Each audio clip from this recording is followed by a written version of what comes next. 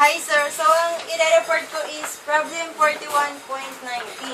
So ang hinahanap dito is kung ano yung mas mababang energy between 1/2, positive 1/2 spin up and negative 1/2 spin down.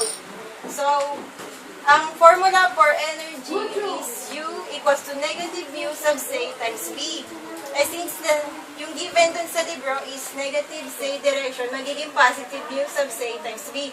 Yung U sub C equal siya sa negative 2.00232 times E over 2M times C sub C. Yung S sub C equal siya sa positive negative 1/2 H bar or MS H bar. So, sablang natin siya sa formula. Then, itong E over 2M H bar equal siya sa Bohr magneton, which is equal siya sa 5.788 times 10 to the negative 5 EV over T.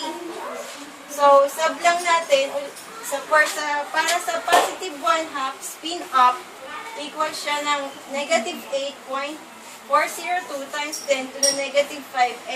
For the spin down, negative 1/2, equal siya sa 8.402 times 10 to the negative 5.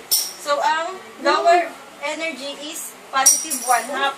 And then, yung energy difference nila, minus mo lang, equal siya sa 1.6802 times 10 to the negative 4 EV. Okay na.